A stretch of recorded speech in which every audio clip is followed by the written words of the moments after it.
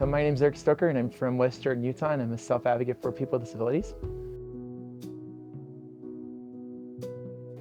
My work was a co-sponsor of this and I wanted to hear what self-advocates were fighting for across the state of Utah and help them advocate for themselves. Supported decision making is one of them, and another way is to tell the legislators about the DSPD funding and tell them we need more funding for the waitlist so we can get people off the waitlist and out in the communities to be with their family and friends.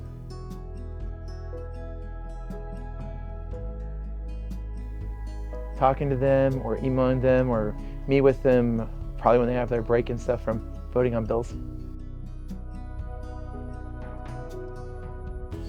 Really exciting to see a lot of people displaced coming out there and sharing their voices and stories.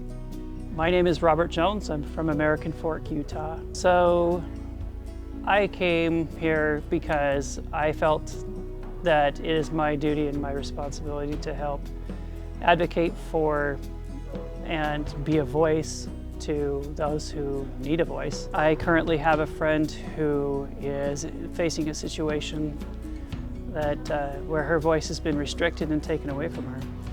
And I believe that I can help be that voice, mostly because people with disabilities have rights. So last year the Supported Decision Making Act was passed. If anything, I would like to see some additions put in it that imposes some penalties if the law is violated. Just because I would want the general public to take that seriously. Take it very seriously to the point of, hey, we're going to make better choices. We're not going to try and infringe upon the rights of a person with a disability just because we think things should be done our way or a certain way. And we're just going to leave that choice up to them. So I feel like that needs to be honored, and if it's not, those penalties need to be carried out. But in this year, I feel like people have more drive, more passion.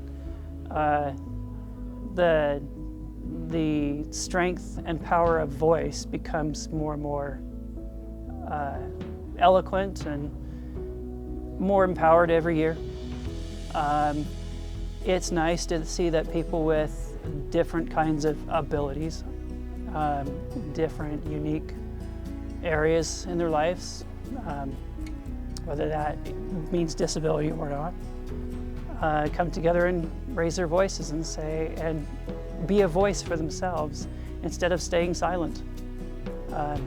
It is great to see that silence is being broken. So my name is Greg Green and I'm from South Jordan, Utah.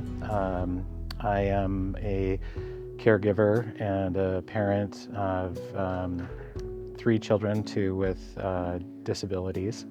And I also have type 2 diabetes and hypoxemia from an April 2020 bout with COVID. Those 3 areas, having a disability myself, my daughter having cerebral palsy and an intellectual delay, and my son having mental illness, really are all of the sort of representative topics that brings me here today.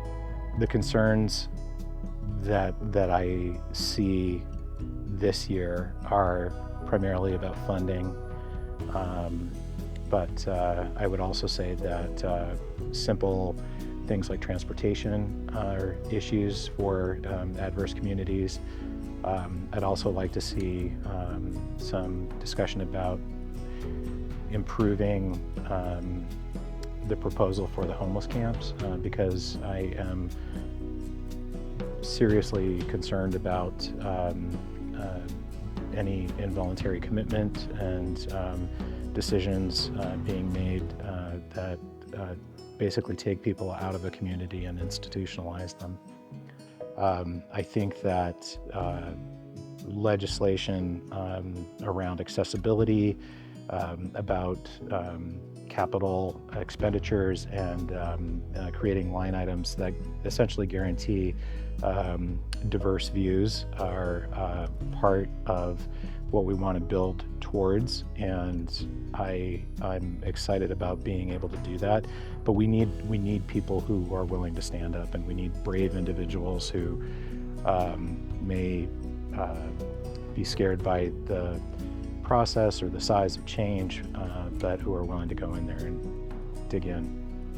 I was listening to some training on advocacy, and somebody had mentioned that, in a caucus system, there may be, just a very small number of people who are responsible for nominating and voting for a legislator in a party, and if that person makes it onto the ticket, it's pretty much guaranteed that they're going to get a vote. And if you think about it, those 26 people showed up, and they were involved in a process that ultimately selected the person that's going to represent, 35,000 or 150,000 people, depending on whether they're a representative or a senator. We need to be part of that process. We need to be one of those voices who are helping elect the people who are going to represent us and carry legislation that matters to us. So.